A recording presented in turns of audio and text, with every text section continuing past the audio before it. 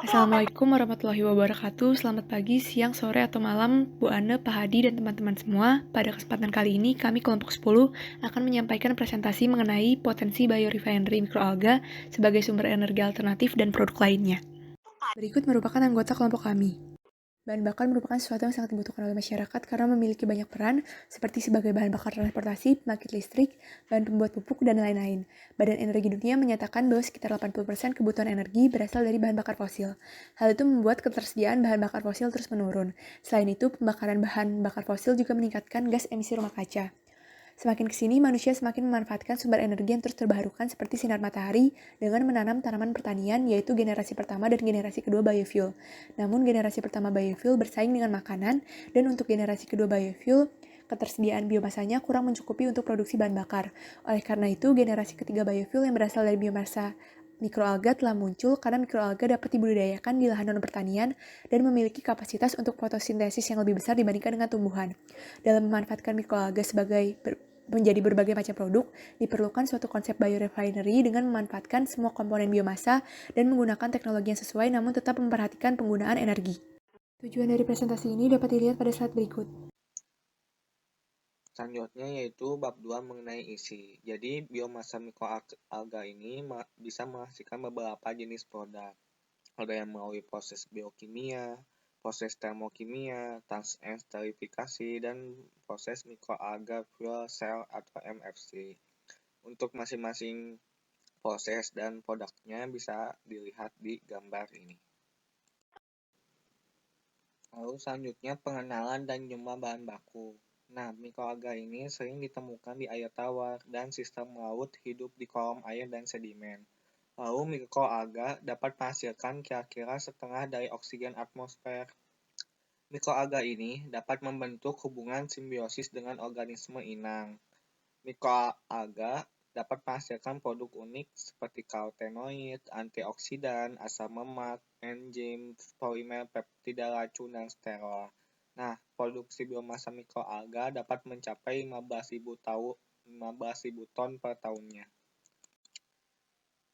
Berikut merupakan tabel mengenai komposisi sel mikroalga berdasarkan kandungan protein, lipid, dan karbohidrat.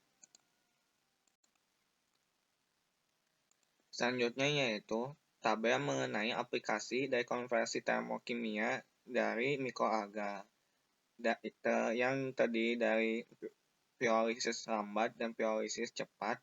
Lalu ada jenis-jenis spesies sesuai dengan proses masing-masing dan hasilnya pun berbeda-beda.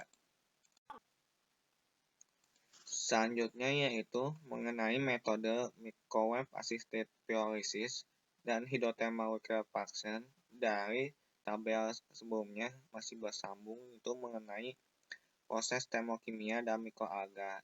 Untuk hasil dan jenis-jenis alganya bisa dilihat di gambar ini. Berikut merupakan foto bioreaktor mikroalga. Teknologi yang digunakan menggunakan sistem tertutup untuk mencegah kontaminasi oleh makhluk hidup lainnya. Cara kerjanya yaitu emisi gas CO2 yang keluar dari cerobong industri pabrik-pabrik disalurkan ke unit fotobioreaktor dan gas CO2 tersebut kemudian diserap oleh mikroalga dan hasil serapan tersebut digunakan untuk pembentukan biomasa.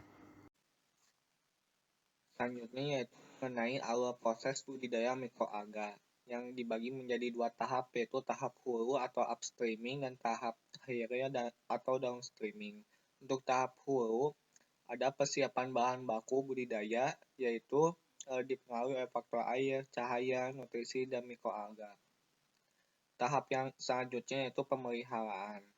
Lalu pada tahap hilir ada dua tahap juga yaitu tahap pemanenan dan tahap pengolahan. Di tahap pengolahan ada ekstraksi, ada pemurnian, dan lain-lain. Selanjutnya yaitu ekstraksi mikroalga yang dibagi menjadi dua yaitu ada secara mekanis atau konvensional yaitu bisa dengan pemukulan, pencampuran mikroalga, homogenisasi tingkat tinggi, dan ultrasound. Sedangkan secara kimiawi yaitu dapat menggunakan ekstraksi pelarut, pembekuan pencairan, autoclave, dan cairan superkritis.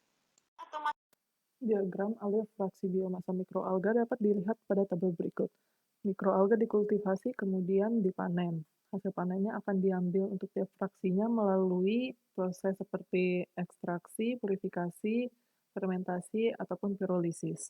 Hasil yang didapat dapat berupa biofuel, health supplement, biogas, bioethanol, dan juga pharmaceutical dan cosmetics. Mineral yang dihasilkan pun dapat digunakan kembali sebagai nutrisi untuk kultivasi, dan biomass yang tersisa dapat digunakan kembali sebagai inokulum. Untuk jumlah produk yang dihasilkan berbeda untuk setiap mikroalganya. Misalnya pada mikroalga Chlorella protococcoides akan menghasilkan 52% bio-oil dari umpan yang dimasukkan. Atau misalnya Tetrasmus cui akan menghasilkan 43% bio-oil dari umpan yang dimasukkan. Nah, selanjutnya kali ini akan beri contoh yaitu diagram air fraksi lipid. Nah, mikroalga ini menghasilkan lipid dengan cara diekstraksi dan menghasilkan asam lemak, dua jenis asam lemak yaitu atom C nomor 14 sampai 19 dan asam lemak atom C lebih dari 19. Nah, atom C dari 14 sampai 19 biasanya digunakan untuk biodiesel, sedangkan atom C lebih dari 19 digunakan sebagai pulva untuk industri makanan. Lalu lipid juga diekstraksi dapat menghasilkan trigliserida atau yang disingkat TAG, dan proses selanjutnya yaitu transesterifikasi yang ditambah dengan metanol dapat menghasilkan gliserol dan asam lemak triester. Jika kita menggunakan konsep biorefinery, akan diambil setiap fraksi dari mikroalga yang digunakan secara dominan untuk menghasilkan berbagai produk.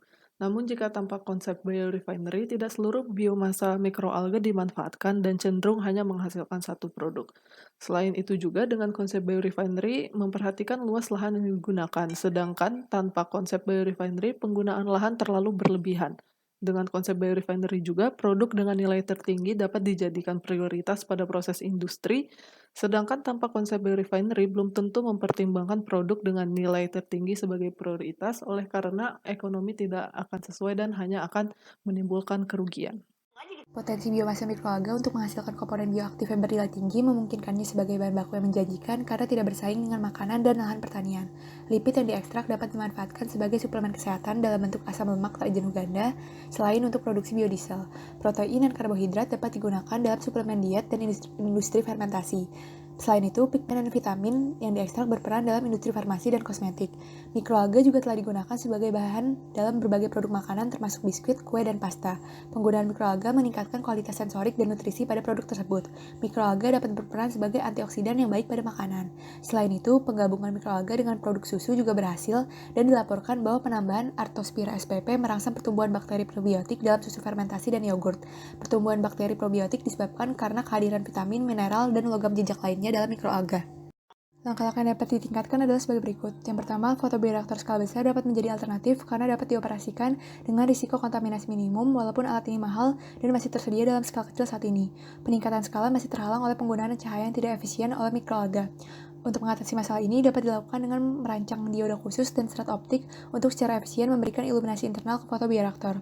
Yang kedua, dalam produk pangan, sirkulasi produk pangan mikroalga masih terhambat karena aturan yang kompleks pada produk makanan baru yang dibuat oleh pemerintah, dan sulitnya menarik perhatian investor karena produk mikroalga tidak memiliki catatan permintaan pasar yang tinggi dibandingkan dengan tanaman tradisional. Oleh karena itu, perlu diadakannya program pendidikan nutrisi untuk menyampaikan pentingnya mikroalga dalam makanan untuk manusia. Selain itu, perlu dilakukan penelitian lebih lanjut dalam budidaya dan pengolahan mikroalga untuk mendapatkan pasar yang berkelanjutan dan menguntungkan. Yang ketiga, ekstraksi bertingkat tetap dapat dipertahankan, namun harus memperhatikan tingkat keseriusan teknologi ekstraksi dan pemanfaatan pasta mikroalga basah yang mengurangi biaya pengeringan. Hal itu disebabkan karena walaupun ekstraksi bertingkat dianggap cukup efektif, namun pada penelitian Ansari DKK pada tahun 2017 menyatakan bahwa pemanfaatan ekstraksi berbasis cairan ringan dengan menggunakan ekstraksi bertingkat mengakibatkan kerusakan pada fraksi lain. Lalu yang keempat dan kelima adalah langkah-langkah kecil seperti pengeringan dan pemanenan mikroalga yang tepat serta memperhatikan media budidaya mikroalga tetap harus dilakukan dan diperhatikan karena